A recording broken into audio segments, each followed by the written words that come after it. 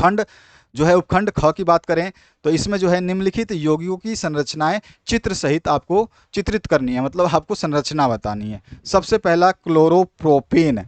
तो क्लोरोप्रोपेन का सबसे पहले आपको सूत्र पता होना चाहिए, उसके बाद जो है आप क्लोरोप्रोपेन बता पाएंगे। इस बार जो आपको ये चारों दिए गए हैं ये काफ़ी हैवी हैं, ये ग्रेजुएशन लेवल के जो हैं आपको क्वेश्चंस दे दिए गए हैं, जिसका कोई मीन नहीं है, बस आपको प्रैक्टिस करवाने के लिए जो है एग्जामिनर ने जानबूझ के ये जो है इस तरह का आपको दिया है एलिमेंट का स्ट्रक्चर बनाने के लिए। तो ये सबसे इंपॉर्टेंट ये चीज़ है, बस आपको समझना है कि हमें इसको कैसे सॉल्व करना होता है। तो चलिए स्टार्ट करते हैं। जब ये बोल रहा है कि प्रोपेन है तो प्रोपेन में आपको पता है कि 3 कार्बन होंगे, तो हमने लिया 1 कार्बन, 2 कार्बन और 3 कार्बन, ठीक है। अब इसमें क्या बोला है, इसमें क्लोरो, तो किसी, अब इसने बोला नहीं कि किस जगह पे क्लोरो है, तो क्लोरो कहीं भी हो सकता है। तो हमारा जो Cl है वो किसी एक कार्बन के साथ हम अटैच कर देंगे, ठीक है। बाकी सबको फिल कर देंगे हाइड्रोजन से, तो हाइड्रोजन से फिल कर दिया गया। इसका फॉर्मूला हम इस तरह C3H7Cl भी लिख सकते हैं। तो ये पहले का आंसर हो गया। आप इसका स्ट्रक्चर दूसरी तरह से बना सकते हैं, CH3CH2 Cl2 और Cl, इस तरह से भी बना सकते हैं। ये पहला स्ट्रक्चर है, ये उसी का दूसरा स्ट्रक्चर है, यानी कि ये पहले तरीके से बना सकते हैं, दूसरे तरीके से, और फिर तीसरे तरीके से भी आप इसको बना सकते हैं। इसके बाद चौथे तरीके से भी बना सकते हैं आप। तो यहाँ पर जो मैंने 3 तरीके दिए हैं, एक ही क्वेश्चन को आप कर सकते हैं। पहला वाला जो क पार्ट है, ये क पार्ट जो है आप 3 तरीके से, ये क का आंसर है आपका, ये भी क का ही आंसर है, और ये भी क का ही आंसर है। तो ये सारे क के आंसर है। इसमें आपको क्लोरो बोला नहीं है कि कहाँ पर देना है Cl, तो आपको जो है क्लोरीन को कहीं भी ऐड कर सकते हो, ठीक है। तो आप सीधा सीधा जो है इसमें आपको इस तरह का स्ट्रक्चर बनाना है। 3 जो है आपको प्रोपेन है, तो प्रोप में आपके 3 कार्बन आएंगे, तीनों कार्बन को जो फिलअप कर दोगे, हाइड्रोजन से घिरे रहते हैं, और एक जगह क्लोरीन, क्लोरो की बात हो रही है तो क्लोरो में क्लोरीन आ जाएगा, तो ये आपका स्ट्रक्चर इस तरह से बन जाएगा। दूसरे क्वेश्चन की बात करें, 2 मिथिल प्रोपेनल। 2 मिथिल प्रोपेनल का जो है सूत्र होता है C4H8O, C4H8O। तो हम इसको जब डायग्राम को ड्रॉ करेंगे तो हमारा जो है डायग्राम ये 2 तरह से ड्रॉ हो कर सकते हैं। एक तो हमारा ये डायग्राम इस तरह से ड्रॉ हो सकता है, जिसमें देखिए, अच्छा, इसमें मेथिल प्रोप, फिर से प्रोप है, प्रोप का प्रोपेन, प्रोपेन, ठीक है, प्रोपेन, और यहाँ पर मेथिल भी है ना, तो मेथिल के साथ में हमारा क्या होगा, एक मिथिल हो जाएगा, ठीक है, मिथाइल हो जाएगा, और 3 कार्बन चेन। तो हमारे पास 1 कार्बन, 2 कार्बन और 3, इसके साथ में इसने किस पे 2 नंबर पे जो है बोला है मिथेल, ठीक है ना, 2 नंबर पे मिथेल करा है ना, तो हम 2 नंबर पे डालेंगे। तो 2 नंबर इधर से काउंट करो, 1 2, इधर भी आ रहा है 2, अगर मैं इधर से काउंट करूँ तो इधर से 1 2, ठीक है। तो 2 नंबर पे हमने मिथेल लगा दिया। चाहे तो आप यहाँ पे स्ट्रक्चर को बनाओ तो भी आपका 2 नंबर पे आ रहा है, अगर 1 2 3 ऐसे काउंट करो, या फिर 1 2 3 ऐसे काउंट करो, तो दोनों नंबर पे ये बीच वाला आ रहा है, इसमें भी हमने मिथेन लगा दिया। तो ये हमारा होगा मिथेन प्रोपेनॉल, और इसमें हमारा जो है ऑल आ रहा है, ठीक है, ऑल आ रहा है, तो हमारा ऑक्सीजन तो आएगा ही कार्बन के साथ में, तो ऑक्सीजन डबल बॉन्ड के साथ जुड़ जाएगा, बाकी सब में H लगा देंगे, सभी को घेर देंगे H से। तो आप direct H H H H लगा के घेरें या H3 लगा दें। तो ये दोनों स्ट्रक्चर जो हैं आपके ख पार्ट के हैं, ठीक है, आप दोनों में से कोई भी बना सकते हैं। ग पार्ट की बात करें, 2 डाईमिथिल ब्यूटेनॉल। अब देखिए, डाईमिथिल ब्यूटेनॉल, ये सारे के सारे जो है बड़े क्लास के हैं, आपके क्लास के लायक नहीं है, ये केवल आपको प्रैक्टिस कराने के लिए बताया गया है। हालांकि इसमें से ये डायरेक्ट, ये सारे के सारे पूछे जा सकते हैं, क्वेश्चन आपसे डायरेक्ट पूछा जा सकता है, क्योंकि एग्जामिनर आपको दे दिया है प्रैक्टिस करने के लिए। अगर क्वेश्चन आता है इस टाइप का तो ये आएगा, अगर नहीं तो इससे इजी ही आएगा, हार्ड नहीं आएगा। थर्ड जो है 2 डाईमिथिल ब्यूटेनॉल, तो इसको हम डाईमिथिल ब्यूटेनॉल को जब ब्यूटेनॉल की बात करते हैं तो इसमें 6 कार्बन आ जाएंगे, तो ये हो जाएगा C6H14O। तो C6H14O को जो है आप अपने तरीके से भी कर सकते हैं, और यहाँ पे जो मैंने लिखा है इस तरीके से भी कर सकते हैं। तो ये आपके ऊपर डिपेंड है, आप ऐसा बनाएं। ये 3 तरीके से बना सकते हैं। ग को, ग ये भी बना सकते हैं आप, ग को इस तरह से भी बना सकते हैं, ग को इस तरह से भी बना सकते हैं, और ग को अलग तरीका भी है, उससे भी बना सकते हैं। जैसे कि मैं बोलूँ, आपके जो कार्बन है इसको C, फिर C, फिर C और फिर C, एक और है वो हम बाद में बात कर लेंगे। अब देखो, ये जैसे मैंने यहाँ पे CH3 लिखा है, तो मैंने को यहाँ पे 3 बार का H लगा देना है, तो इसीलिए CH3 है। अब समझ में आ गया होगा आपको कि क्या मैं कहना चाहता हूँ, ठीक है। जहाँ पर भी आपको C के साथ में H3 लगा हुआ है, अब मैं सेकंड कार्बन पे OH लगा हुआ है, तो मैं चलो यहाँ पे OH लगा देता हूँ, ठीक है। इसके ऊपर जो है यहाँ पे कार्बन लगा हुआ है।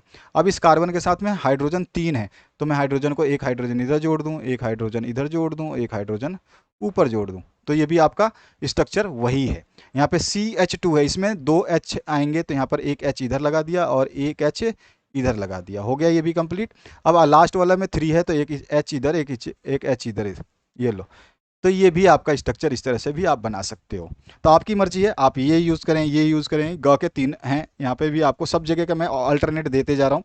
और लास्ट है पेंटेनोइक अम्ल। पेंटेनोइक अम्ल जो है आपका, जिसमें पेंटा आ गया तो पेंटा में आपको पता है कि 5 कार्बन होंगे तो C5H10O2 होगा। ठीक है, C5H10O2 जो है इसका फॉर्मूला होगा। अब देखिए यहाँ पर सीधा सीधा कितने कार्बन है, तो हमारे पास 5 कार्बन हो गए, तो 1 कार्बन, 2 कार्बन, 3, 4 और 5। ठीक है, अब इसने ये क्या बोला है, इसमें कोई भी जगह नहीं दी है कि 2 पर है कि 3 पर है, इसमें कुछ खाली पेंटोनिक अम्ल बोला है। तो इसमें आप कहीं भी कार्बन, ये ऑक्सीजन का बॉन्ड इस साइड लगा दें, उस साइड लगा दें, बीच में लगा दें, कहीं भी लगा सकते हैं। और साथ में OH को जोड़ देंगे, बाकी सब में आपको H से इसको कंप्लीट कर देना है। तो इस तरह से ये स्ट्रक्चर आपके बन जाएंगे। IUPAC नेम जो है आपको बताना नहीं है, केवल स्ट्रक्चर ड्रॉ करना है। बहुत सिंपली पहले आपको पता होना चाहिए कि इसका फॉर्मूला कैसा बनता है। ये फॉर्मूलेज हैं, इन फॉर्मूलेज को पहले आप समझेंगे कि फॉर्मूलेज क्या होते हैं। ये फॉर्मूले जैसे कि आप देखेंगे आपके पूरे चैप्टर में क्या, आपके बुक में क्या, कहीं भी नहीं मिलेंगे, क्योंकि ये फॉर्मूले हाई लेवल के हैं जो केवल आपको प्रैक्टिस के लिए दिए गए हैं। अगर डायरेक्ट ये क्वेश्चन पूछे जाते हैं तो आपको इनको इस तरह से बना देना, और क्वेश्चन चेंज होता है तो फिर आगे देखेंगे जो आप प्रैक्टिस करते हैं, और जो हम देंगे उनको आप प्रैक्टिस कर लेना। अगला जो पार्ट है उसकी बात करते हैं। कुछ तत्वों के परमाणु क्रमांक नीचे दिए गए हैं, जिसमें 10 है, 20 है, 7 है और 14 है। ठीक है, अब इसमें पहला पूछा गया तत्वों की पहचान कीजिए। तो मैंने यहाँ पे आवर्त सारणी आपके लिए, देखो इस तरह की आवर्त सारणी दी है। तो इस आवर्त सारणी को आप देखते ही आप समझ जाओगे कि 10, सबसे पहला 10 बोल रहा है। 10 कहाँ पर है, तो 10 देखो यहाँ पर है। तो 10 जो है, 10 वाला क्या है, Ne से क्या होता है, नियोन होता है। तो 10 वाला परमाणु क्रमांक वाला जो है हमारा नियोन हो जाएगा। तो ये पहला आंसर हो गया। दूसरा जो है इसमें आपसे पूछा गया 20 वाला। ठीक है, 20 वाला, तो 20 वाला देख लीजिए, 18 है, 19 है, 20। 20 पे क्या आ रहा है, कैल्शियम आ रहा है, ये रहा 20। ठीक है, तो 20 नंबर पे कैल्शियम आ रहा है, तो हमारा हो गया 20 नंबर वाला कैल्शियम। ठीक है, इसके बाद में तीसरा जो पूछा गया है इसमें 7 नंबर में है हमारा नाइट्रोजन। तो हमारा 7 नंबर ये रहा, 7 नंबर पे नाइट्रोजन, तो हमारा हो गया परमाणु क्रमांक 7 वाला नाइट्रोजन। इसी तरह से परमाणु क्रमांक 14 वाला, तो 14 वाला हो सिलिकन, ये रहा सिलिकन। तो 14 लिखा हुआ है तो ये हो गया सिलिकन। तो ये पहले पार्ट का क का ये आंसर हो गया। अब इसने क के बाद में ख पार्ट में क्या पूछा, आवर्त सारणी में इन तत्वों का समूह। ठीक है, और आवर्त बताना है। तो समूह देखिए, सबसे पहले आवर्त देख ले, समूह देखते हैं, आवर्त देखते हैं। तो सबसे पहले हम 10 वाला क्रमांक जो है आपका नियोन, तो ये किस में आ रहा है, आप देखिए आवर्त देखिए, तो आवर्त फर्स्ट सेकंड दूसरे आवर्त में आ रहा है। आवर्त इस तरह से हम चलेंगे, समूह इस तरह से चलेंगे। अब देखिए, तो यहाँ पे 1 2, ठीक है, तो इस तरह से 1 2, फिर 3 4, फिर 5 6 7 8 9 10, इस तरह से चल रहा है ना। तो हमें क्या करना है, पूरे को पूरे सही तरीके से देखना है और हमें आवर्त को पहचानना है। इसके बाद में हम आगे बढ़ेंगे। तो यहाँ पे देखिए, यहाँ पे चल रहा है आपका 1 2, फिर 3, फिर 4। ठीक है, उसके बाद में आपका ये 5, फिर 6, फिर 7, ये 8, ये 9 और ये 10। तो हमारे को क्या करना है कि इसमें समूह देखना है। चलो मैं आपको इसका डायरेक्ट यहाँ पे आंसर दे देता हूँ। ये देखिए, मैंने ये भी आपको दिया हुआ है। तो इसमें हमें सबसे पहले क्या देखना है, हमें देखना है नियोन को। परमाणु क्रमांक 10 है, तो इसकी आवर्त समूह संख्या देखनी है और आवर्त देखनी है। ठीक है, क्या देखनी है, समूह संख्या देखनी है और आवर्त देखनी है। तो हम देखते हैं अब इसके समूह को और आवर्त को। 10 है तो नियोन है, ये रहा 10। इसका आवर्त और समूह, समूह कितना है, समूह है 18। ठीक है, समूह है 18 और आवर्त है 2। तो हमने लिख दिया 18 और 2। इस तरह 20 जो कैल्शियम है, तो 20 का देख सकते हैं इस चार्ट में, और हमारे टेबल में भी देख सकते हैं आप। तो टेबल और चार्ट दोनों ही दे रहा हूँ ताकि आप इसको समझ पाएँ। तो 20 नंबर पे कैल्शियम है, जिसका आपका अगर हम देखें यहाँ पर, तो आवर्त तो 20 नंबर 4 है, और जो है समूह आपका 2 है। तो 2 और 4 जो है इसका आंसर हो जाएगा। तो 2 और 4 जो है इसका, ये 18 और 2, ये 2 और 4। और इसके बाद में तीसरा जो हमारा एलिमेंट है 7 नंबर, परमाणु क्रमांक 7 सिलिकॉन का, परमाणु क्रमांक 7 जो है नाइट्रोजन, सॉरी नाइट्रोजन का। नाइट्रोजन में आवर्त 2 है और समूह 15 है, समूह 15। ठीक है, तो 15 नंबर समूह और 2 नंबर आवर्त। उसके बाद में आपका एक और आ जाइए, कौन सा बचा है आपका, 14 नंबर। 14 नंबर पे देखिए, 14 नंबर सिलिकॉन है। सिलिकॉन में आपका समूह है 14 और आवर्त है 3। तो समूह है 14 और आवर्त है 3। तो ये हम इसमें आंसर में लिख देंगे। मैंने यहाँ पे डायरेक्ट आपको टेबुलर फॉर्म में इसलिए समझाइए ताकि आप लोग इसको समझ पाएँ। कोई भी ले लीजिए, जैसे सिलिकॉन है, तो सिलिकॉन आप देख सकते हैं कि आपका जो है ये 14 नंबर पे आएगा। तो यहाँ पे आप देखेंगे 12 13 14, तो ये 14 नंबर पे आ चुका है। ठीक है, सिलिकॉन है, ठीक है ना। तो ये 14 नंबर पे आ गया। इसी तरह से अगर हम बात करें दूसरे क्वेश्चन की, उसकी नियोन की, कैल्शियम की, कैल्शियम देखिए, कैल्शियम जो है हमारा 20 नंबर पे ये रहा, 20 नंबर ये है। तो इसमें 20 नंबर में ये कहाँ पर है, तो हमारे 2 नंबर पे है, और कितने पे है, ये 4 नंबर पे है। ठीक है, तो ये आपका जो कैल्शियम है, यहाँ पर आपका देखिए क्या देखना है, समूह संख्या, समूह संख्या कौन सी है आपकी, तो समूह संख्या जो है हमारी वो है आपकी इसकी 2 फर्स्ट नंबर, और ये सेकंड, यहाँ पे आप देखिए फर्स्ट, सॉरी फर्स्ट, फिर ये सेकंड, ये थर्ड, ये समूह है, fourth, fifth, sixth, seventh, eight, nine, 10, 11, 12, 13, 14, 15, 16, 17, 18, ये है समूह इस तरह से। ठीक है, और आपको जो है आवर्त देखना है, तो इस तरह से देखिए, ये है 1, ये है 2, ये है 3, ये है 4, ये है 5, ये है 6, ये है 7। अब इतना ही देख लेते हैं, ये 8, 9, 10 वो बात की बात है। अब देखिए दोबारा से देख लेते हैं, नियोन, नियोन का हमें बताना है। तो अगर मैं समूह, समूह कैसे है, समूह ऐसे है, समूह जो है इस तरह से चलेंगे तो समूह मिलेगा, और इस तरह से चलेंगे नीचे की तरफ तो हमें आवर्त मिलेगा। ये ठीक है, अब देख लेते हैं समूह, देखते हैं इसका, नियोन का। तो समूह कौन सा है, 18 नंबर पे आ रहा है, नियोन, तो इसलिए हमने 18 लिखा। अच्छा, आवर्त कौन सा है, तो ऊपर से चलते हैं नीचे की तरफ, तो दूसरे नंबर पे है, यहाँ से देखिए 1, 2, 2 नंबर पे आ रहा है सीधा सीधा, तो हमारा आवर्त 2 हो गया। इसी तरह से आप कैल्शियम को देखेंगे, तो कैल्शियम आपका ये रहा, ये 4 नंबर पे आ रहा है, क्या आवर्त 4 नंबर है, और समूह कौन सा है, समूह देखेंगे तो ये है अब 2 नंबर पे, तो 2 आ गया। ठीक है, तो 2 और 4, इसी तरह से 15 और 2 किसका आ गया, नाइट्रोजन का, नाइट्रोजन देख लीजिए, तो आपका नाइट्रोजन 7 नंबर पे आएगा, तो नाइट्रोजन जो है आपका 7 नंबर ये रहा, और ये 15वें जो है आपका समूह नंबर 15 ये लिखा, और 2 नंबर जो है आपका क्या है, 2 नंबर आवर्त में। ठीक है, इसी तरह से आप अगला जो है सिलिकॉन देख सकते हैं, 14 नंबर, तो 14 नंबर सिलिकॉन है, ये 14 नंबर जो है सिलिकॉन किस में आ रहा है, 14 नंबर ही समूह संख्या में है, और कौन से नंबर पे, 3 नंबर आवर्त में आ रहा है। ठीक है, तो 3 नंबर आवर्त, इस तरह से हम इसको देखते हैं। तो ये डायग्राम आपको समझ में आ गया। अगले क्वेश्चन की बात करें, और यहाँ पे मैंने जानबूझ के ये टेबल दे रखी है ताकि आप थोड़ा सा इसको याद कर लें, आपके लिए बहुत ही महत्वपूर्ण टेबल है। ठीक है, अगले क्वेश्चन की बात करते हैं। तो इसमें आपको ज़्यादा नहीं देखना, बस इतना देख लीजिए, यहाँ से लेकर के आप 20-22 एलिमेंट यहाँ पर हैं, और थोड़े से एलिमेंट नीचे की तरफ हैं 30 तक। उसके बाद में यहाँ पे मैंने 31 से लेके आगे तक के दे दिए हैं 54 तक। ज़्यादा नहीं जरूरत है आपको, 50, 40, 50 तक याद कर लोगे बहुत है। अगला, निम्नलिखित अभिक्रियाओं में प्रत्येक के लिए संतुलित रासायनिक समीकरण लिखना है। सभी समीकरण 1-1 नंबर के होंगे, टोटल मिला के 6 नंबर मिलेंगे। इस तरह का क्वेश्चन आपको देखने को मिलेगा एग्जाम में। पहला है कैल्शियम हाइड्रोक्साइड प्लस क्या देंगे, तो कैल्शियम कार्बोनेट प्लस जल बनेगा। तो इन सभी के सोल्यूशंस मैंने बता दिए। क पार्ट में जो है कैल्शियम हाइड्रोक्साइड प्लस में कार्बन डाइऑक्साइड देंगे तो कैल्शियम कार्बोनेट प्लस में जल बनेगा। दूसरा जो है, इसमें आपका सिल्वर नाइट्रेट के साथ में क्या क्रिया कराएंगे, जिंक नाइट्रेट और सिल्वर बनेगा, तो जिंक प्लस में सिल्वर नाइट्रेट कराएंगे तो जिंक नाइट्रेट प्लस में सिल्वर बनेगा। इसके बाद में एल्यूमिनियम के साथ में किसकी अभिक्रिया कराएंगे कि एल्यूमिनियम क्लोराइड और कॉपर बनेगा, तो एल्यूमिनियम के साथ में कॉपर क्लोराइड की अभिक्रिया कराएंगे तो एल्यूमिनियम क्लोराइड और कॉपर बनेगा। इसके बाद में जो है आपका बेरियम क्लोराइड और पोटेशियम सल्फेट की जब अभिक्रिया करते हैं, बेरियम सल्फेट के साथ में क्या बनता है, तो हम देखिए बेरियम क्लोराइड और पोटेशियम सल्फेट को जब अभिक्रिया करते हैं तो बेरियम सल्फेट प्लस में पोटेशियम क्लोराइड बनता है। इसके बाद जो है आपका मैग्नीशियम प्लस में हाइड्रोक्लोरिक अम्ल जब अभिक्रिया करते हैं तो मैग्नीशियम क्लोराइड प्लस में हाइड्रोजन बनता है, तो हम बता देंगे मैग्नीशियम प्लस में हाइड्रोक्लोरिक अम्ल जब क्रिया करते हैं तो मैग्नीशियम क्लोराइड प्लस में हाइड्रोजन बनाते हैं। इसके बाद में च पार्ट में जो है आपका क्लोरीन किसके साथ में क्रिया करके हाइड्रोजन क्लोराइड देगा, तो क्लोरीन जो है हाइड्रोजन की बात हो रही है तो क्लोरीन जो है हाइड्रोजन से क्रिया करके जो है आपको हाइड्रोजन क्लोराइड देगा। ठीक है, तो हमारे पास एफ बी पार्ट। तो ये सारे के सारे पार्ट मैंने हिंदी में समझा दिया। अब आते हैं इसकी रासायनिक संतुलित रासायनिक समीकरण लिखने। तो पहले पार्ट का संतुलित रासायनिक समीकरण ये है, दूसरे पार्ट को ये है, तीसरे का ये है, चौथे का ये है, पांचवे का ये है, छठे का। 6 रासायनिक समीकरण पहले हिंदी में समझा दिए मैंने, और हिंदी आपका उसके बाद में इसको संतुलित करके यहाँ पे लिख दिया है। तो इसको तो आपको याद करके प्रैक्टिस करके करना होगा। ठीक है, अगले पार्ट की बात करें अथवा पार्ट में, तो इसमें आपको संयोजन अभिक्रिया संचारण और भर्जन तीनों को बताने हैं। 2-2 नंबर, 2 नंबर इसमें, 2 नंबर इसमें, 2 नंबर इसमें मिलेगा, टोटल मिला के 6 नंबर। सबसे पहले संयोजन अभिक्रिया कॉम्बिनेशन रिएक्शन कहते हैं, एक लाइन में आंसर हो जाएगा। संयोजन अभिक्रिया में ऐसे संयोजन अभिक्रिया में एक से अधिक अभिकर्मक परस्पर संयुक्त होकर के या परस्पर जुड़ करके एक एकल उत्पाद यानी सिंगल प्रोडक्ट निर्मित करते हैं, संयोजन अभिक्रिया कहलाती है।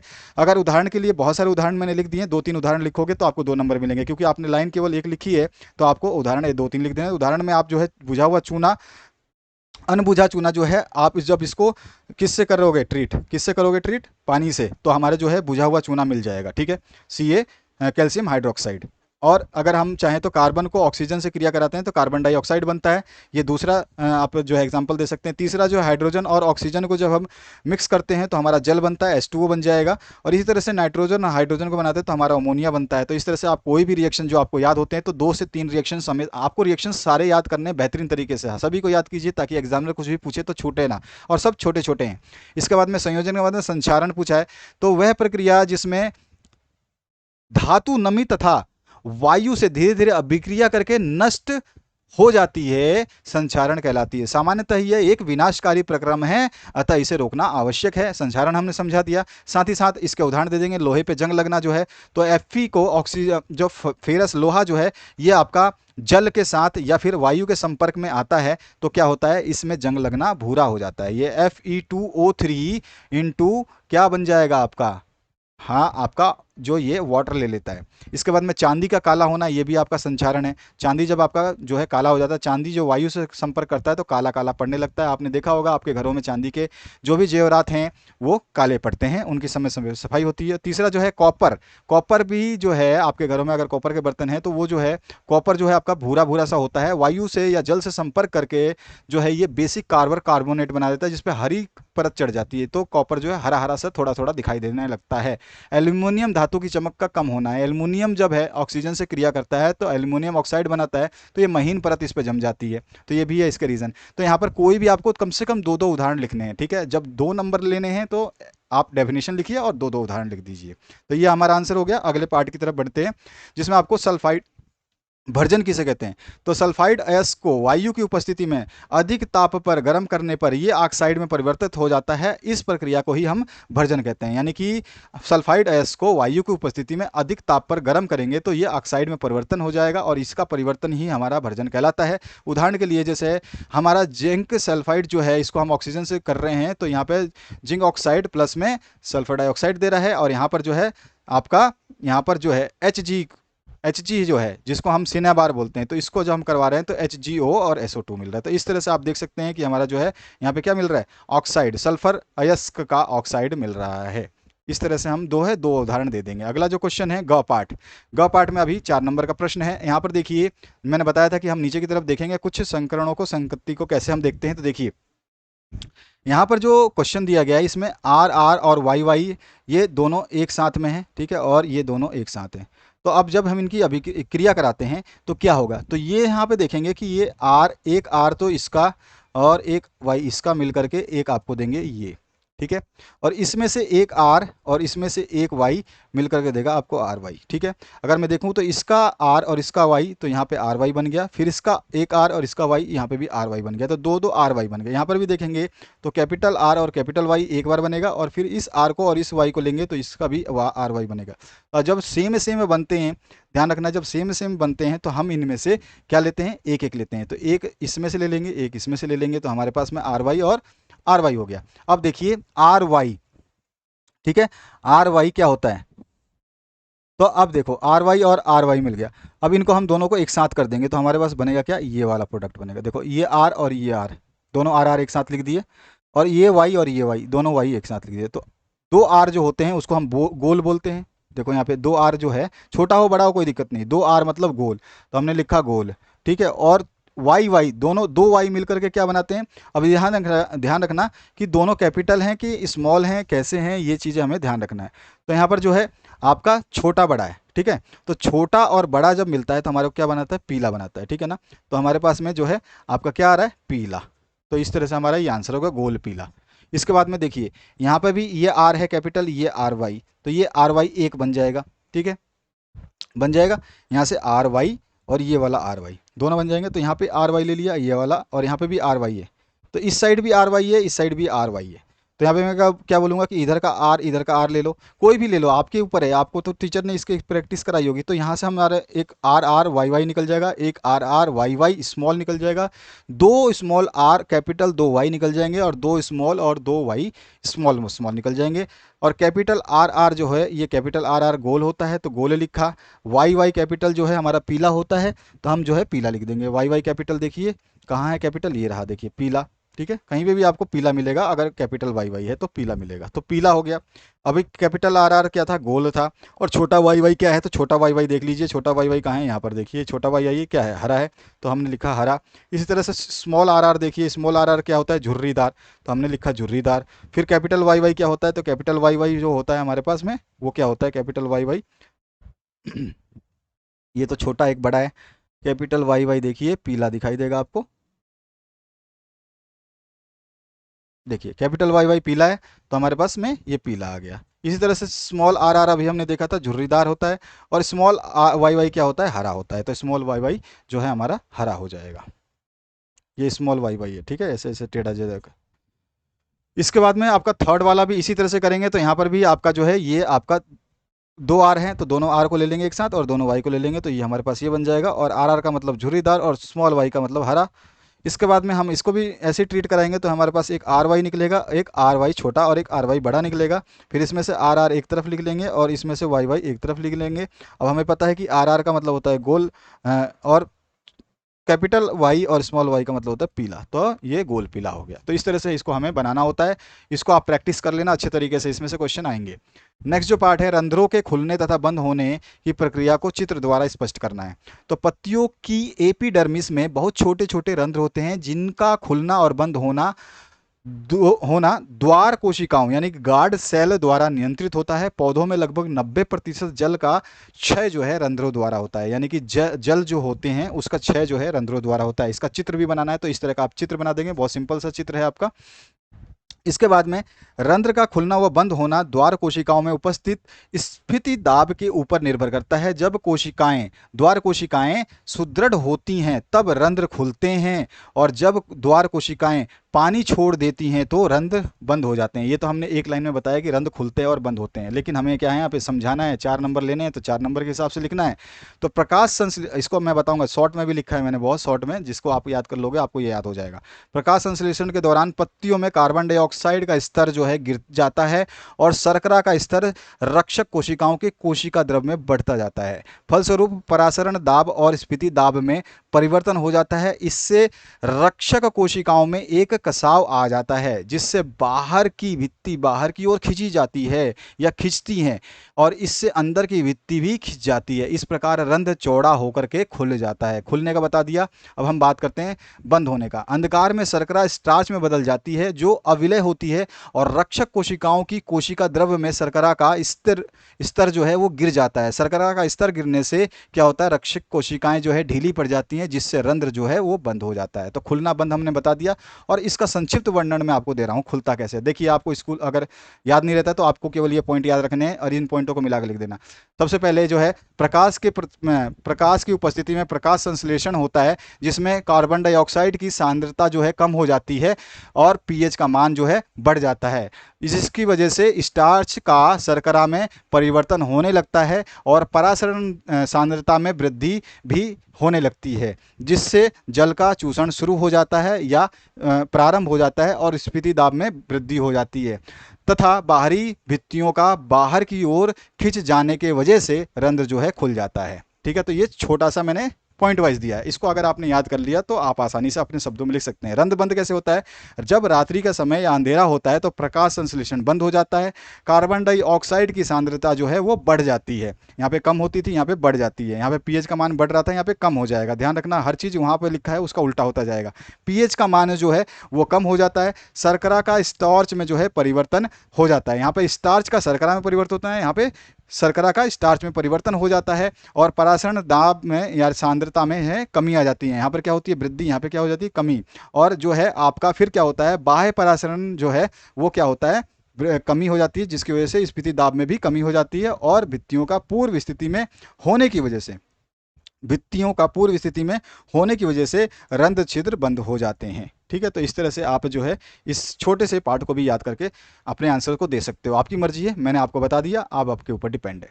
10वां क्वेश्चन है, वातावरण में कार्बन डाइऑक्साइड स्तर पर नियंत्रण करने के लिए कुछ उपाय सुझाइए। तो ये उपाय तो आप खुद अपने हाथों से लिख सकते हैं, अपने मन से बना के लिख सकते हैं, फिर भी मैंने यहाँ पे आपको गाइड कर दिया है। मोटर कारों में पेट्रोल की खपत कम करें, एक तो ये सुझाव है हमारा। सीएनजी अथवा स्वच्छ ईंधन का उपयोग करें, ये दूसरा सुझाव है हमारा। सी पार्ट में कूड़े कचरे को न जलाएं बल्कि उससे खाद बनाएं। इसके बाद में तीसरा हम लिख सकते हैं, चौथा लिख सकते हैं, वातावरण में छोड़ने से पहले धुएं को उपचारित करें ताकि उसमें विद्यमान जो जहरीली गैसें हैं वो अलग हो जाएं। उसके बाद में हम अगला कह सकते हैं, वृक्ष लगाएं और सभी को जागरूक करें। वनों की कटाई कार्बन उत्सर्जन के वनों की कटाई कार्बन उत्सर्जन के महत्वपूर्ण कारकों में से एक है। पेड़ वातावरण में कार्बन डाइऑक्साइड को अवशोषित और संग्रहित करते हैं, यानी कि अपने पास ले लेते हैं, लेकिन पेड़ एक बार कट जाने के बाद में कार्बन को अवशोषित नहीं कर सकते। पेड़ लगाना जलवायु प्रदूषण को कम करने का सबसे सस्ता प्राकृतिक तरीकों में से एक है। इस तरह से आप समझा सकते हैं। और भी आप बता सकते हैं, स्वच्छ ऊर्जा का चयन करें। स्वच्छ ऊर्जा कार्बन उत्सर्जन को कम करने में मदद करने का एक और तरीका है। तापीय ऊर्जा यूज़ कर सकते हैं, सौर पैनल यूज़ कर सकते हैं, और साथ ही साथ में पवन चक्की, ये सभी ऊर्जा के स्रोत हैं। इनमें उच्च स्तर की स्थिरता होती है और इनसे कार्बन का उत्सर्जन भी नहीं होता। इसके बाद और क्या लिख सकते हैं आप लिख सकते हैं, बिजली बनाने के लिए कोयले का प्रयोग ना करें और इसके स्थान पर विद्युत उत्पाद के लिए बड़े बड़े बांधों का निर्माण किया जाए, जिससे कि डायनामो लगा करके और बड़े बड़े टरबाइन लगा करके विद्युत उत्पादन किया जाए। तो ये सारी चीज़ें आप बता सकते हैं, मैंने आपको गाइड कर दिया। आप अपने शब्दों में इतना लिख देंगे तो 4 नंबर मिल जाएगा, बाकी आपकी मर्जी है, आप इसमें भी डिस्क्राइब कर सकते हैं थोड़ा थोड़ा। अगला जो क्वेश्चन है, वृकों में मूत्र निर्माण की प्रक्रिया को सचित्र वर्णन करना है। तो ये देखिए यहाँ पर आपका वृक है और इसमें जो है इसको वर्णन करने से पहले मैं आपको एक चीज़ बता दूं, जिसको हम थोड़ा सा आगे देख लेते हैं। चलिए पहले मैं आपको बता देता हूँ इसको, फिर बाद में देखेंगे। तो यहाँ पर जो है मूत्र निर्माण का उद्देश्य रुधिर में से अपशिष्ट पदार्थों को छानकर बाहर निकालना है। फेफड़ों में कार्बन डाइऑक्साइड रुधिर से पृथक हो जाती है, किंतु नाइट्रोजनी अपशिष्ट पदार्थ जैसे यूरिया, यूरिक एसिड वृक में रुधिर से पृथक किए जाते हैं। कहाँ किए जाते हैं? ये जो है वृक में पृथक किए जाते हैं। तो आपको ये डायग्राम बना देना है, आसानी से बना सकते हैं। ठीक है, साथ साथ में अगर आप ये बना देंगे तो और बेहतरीन है। ठीक है, तो ये चीज़ आपको ध्यान रखना है। ये वृक जो है आपका, आपने जो इसमें दिखाया वृक छोटा छोटा सा, ये जो किडनी दिखाई है आपने, इसका जो है हमने बड़ा स्ट्रक्चर बाहर जो है ड्रॉ करके बना दिया है। तो एग्जामिनर जब डायग्राम देखेगा तो ना आपके इससे थ्योरी को नहीं पढ़ेगा। आपने देखा, आपने बना दिया डायग्राम, तो समझ लो कि वो आपको नंबर देना ही देना है। अब आगे बढ़ते हैं। मानव शरीर में दोनों वक्र में रक्त महाधमनियों की शाखाओं द्वारा लाया जाता है। तो मानव शरीर में दोनों वक्र में जो है रक्त जो है महाधमनी की शाखाओं द्वारा लाया जाता है। तत्पश्चात रक्त कोशिकाओं के गुच्छे तक पहुंचता है। रक्त में उपस्थित कुछ जल कोशिकाओं की दीवारों द्वारा अवशोषित कर लिया जाता है। तो रक्त में उपस्थित जो भी कुछ जल है थोड़ा बहुत, वो कोशिकाओं की दीवारों द्वारा अवशोषित कर लिया जाता है, जिसे लसिका कहते हैं। फिर नली की दीवारों से होता हुआ अंदर आ जाता है। नली का उभरा भाग तरल पदार्थ छन जाता है। ठीक है, अंदर आता है और नली का उभरा भाग से, जो नली का उभरा भाग है उससे तरल पदार्थ छन जाता है। हर एक वक्र में बनने वाला मूत्र एक लंबी नलिका, जिसे मूत्रवाहिनी यानी अर्टर कहते हैं, मूत्रवाहिनी कहते हैं, में प्रविष्ट करता है, जो वक्र को मूत्राशय यानी यूरिनरी ब्लैडर से जोड़ता है। और मूत्राशय में मूत्र तब तक इकट्ठा रहता है जब तक कि फैले हुए मूत्राशय का दाब मूत्र मार्ग द्वारा उसे बाहर ना निकाल दे। अपशिष्ट पदार्थों को नलिका की कोशिकाओं द्वारा उत्सर्जित कर दिया जाता है तथा लसिका में से कुछ पदार्थों अथवा जल की मात्रा अवशोषित कर ली जाती है। तत्पश्चात संग्रहण नलिका में पानी, जो कि पीछे खुले भाग में एकत्र होता है, उसमें ये पदार्थ घुल जाते हैं। फिर यह पानी, जो अपशिष्ट पदार्थों से युक्त होता है, बढ़ता हुआ नलिकाओं में से पहुंचता है और फिर मूत्र वाहिनी के ऊपरी भाग में पहुंच जाता है। यह द्रव्य ही मूत्र यानी कि यूरिन कहलाता है। तो इस तरह से यूरिन का निर्माण होता है। ठीक है, तो हमने चित्र भी बना दिया और साथ ही साथ निर्माण भी बता दिया। इसमें से आप 1-2 पॉइंट, 2-4 लाइनें अपनी तरफ से कम ज़्यादा करना चाहते हैं कर सकते हैं, कोई इशू नहीं है। लेकिन नंबर देख लीजिए, 6 नंबर है। ठीक है, 6 नंबर नहीं मिलेंगे कम लिखोगे तो। अथवा पार्ट में जो पूछा गया है, मानव नर जनन तंत्र का सचित्र वर्णन करें। ये भी 6 नंबर का है, तो 6 नंबर का भी आंसर मैं बताऊंगा। तो जनन तंत्र का तो आप इस तरह का डायग्राम आपके बुक में दिया गया है, बना दोगे। अब यहाँ पर जो है जनन कोशिका उत्पादित करने वाले अंग एवं जनन कोशिका को निषेचन के स्थान तक पहुंचाने वाले अंग संयुक्त रूप से नर जनन तंत्र बनते हैं। ठीक है, ये चीज समझ में आ गई, या कहलाते हैं। नर जनन तंत्र क्या होता है, अब इसको हम देखते हैं। नर जनन कोशिका अथवा शुक्राणु का निर्माण वसण में ही होता है। यह उदर गुहा के बाहर वृषण कोश में स्थित होते हैं। इसका कारण यह है कि शुक्राणु उत्पादन के लिए आवश्यक ताप शरीर से के ताप से कम होता है। तो इसीलिए जो है वृषण जो हमारे टेस्टिस जो होते हैं ये हमारे बाहर होते हैं। ठीक है, क्योंकि इनके तापमान जो है, देखो यहाँ पे क्या लिखा है कि इनके आवश्यक ताप शरीर के ताप से कम होना चाहिए। ठीक है, टेस्टोस्टेरोन हार्मोन के उत्पादन एवं स्त्रवण में वृषण की भूमिका की चर्चा, यहाँ पर ये ज़्यादा ही लिख दिया है, एक्स्ट्रा लिख दिया है। अब इसमें जो है वो एक्स्ट्रा लाइन थी। उत्पादित शुक्राणुओं का मोचन जो है शुक्र वाहिकाओं द्वारा होता है। ये मूत्र वाहिकाएं मूत्राशय से आने वाली नली से जुड़कर एक संयुक्त नली बनाती हैं। अतः मूत्र मार्ग जो कि आपका शुक्राणुओं एवं मूत्र दोनों के प्रवाह के उभय मार्ग है, यानी कि कॉमन मार्ग है, प्रोस्टेट और शुक्राशय से अपने स्रावन शुक्रवाहिका में डालते हैं, जिससे शुक्राणु एक तरल माध्यम में आ जाते हैं और इसके कारण इनका स्थानांतरण सरलता से होता है। साथ ही यह स्रावण उन्हें पोषण भी प्रदान करता है। और शुक्राणु सूक्ष्म संरचनाएं हैं जिन्हें मुख्यतः अनुवांशिक पदार्थ कहते हैं, और तथा एक लंबी पूंछ होती है इनकी जो उन्हें मादा जनन कोशिका की ओर तैरने में सहायता करती हैं। तो अगर आप ये केवल इतना लिखते हैं तो आपको केवल 4 नंबर के ज़्यादा नहीं मिलेगा, 4 नंबर से ज़्यादा आपको इसमें नहीं देगा। लेकिन अगर आप पूरे 6 नंबर लेना चाहते हैं, 6 नंबर पूरे आपको चाहिए, तो आप लिखेंगे नीचे वाला सोल्यूशन। ठीक है, मनुष्य में जनन तंत्र का वर्णन निम्नलिखित है। तो इसमें हम क्या करेंगे, सबसे पहले हम जो टेस्टिस है आपका वृषण है उसके बारे में बताएंगे, वृषण में क्या होता है। उसके बाद में एपिडर्मिस क्या होती है, एपिडर्मिस में क्या होगा वो बता देंगे। शुक्र वाहिका में क्या होगा वो बता देंगे। शिश्न में क्या होगा, और सहायक ग्रंथियां क्या करती हैं, प्रोस्टेट ग्रंथियां क्या करती हैं, और काउप्स ग्रंथियां क्या करती हैं, और साथ में शुक्राशय क्या करता है। तो इस तरह से आप जो है इन पॉइंटों के हिसाब से समझाओगे तो इसमें आपको मिलेंगे 6 नंबर पूरे। ठीक है, तो इसमें से आप 1-2 पॉइंट जो आपको नहीं समझ में आ रहा है, नहीं लिखना है, उनको मत लिखो। भले जैसे सहायक ग्रंथियां नहीं लिखना है, इसको मत लिखो, इस पॉइंट को कोई इशू नहीं है। प्रोस्टेट ग्रंथि नहीं लिखना है, मत लिखो, इसकी भी आवश्यकता नहीं है। क्राउप्स ग्रंथि नहीं लिखना है, इसको भी मत लिखो। तो ये 3 ग्रंथियों को छोड़ करके बाकी आपको सारा लिखना है, तो आप सारा याद कर सकते हो। लेकिन अगर जो बच्चे ये लिख देते हैं तो उनके लिए तो अच्छा है कि कुछ ना कुछ जो है आपको एडवांटेज ही मिलेगा। और एक चीज़ आपको महत्वपूर्ण सूचना दे दूं, हिंदी और अंग्रेजी माध्यम के लिए विज्ञान यानी कि आपका साइंस का जो पीडीएफ नोट्स है वो अपलोड कर दिया गया है। पीडीएफ फॉर्म में ये अपलोड है, फ्री में है। ये डिस्क्रिप्शन में, इसी वीडियो के डिस्क्रिप्शन में लिंक है, जाकर के इसको डाउनलोड कर लें। लाइक करना, वीडियो को शेयर करना और चैनल को सब्सक्राइब कर लें। अगर आप पूरे विषय के सब्जेक्ट के जो है कंप्लीट सॉल्यूशन जो है यहाँ पे दिए जा रहे हैं। कंप्लीट सॉल्यूशन आपको कहीं नहीं मिलेंगे, यहाँ पर हम आपको कंप्लीट सॉल्यूशन देंगे, भाषण नहीं करेंगे। सीधा सीधा आपको जो है बोर्ड एग्जाम की तैयारी कराई जा रही है। अगर आपको तैयारी करनी है तो अपने दोस्तों के साथ में यहाँ पर बने रहिए, और अगला वीडियो जो है आपका नेक्स्ट सब्जेक्ट का अपलोड किया जाएगा फुल सोल्यूशन के साथ में। आशा करता हूँ इस वीडियो से आप लोगों को जरूर कुछ ना कुछ अच्छा हासिल होगा। Thank you very much, have a good day.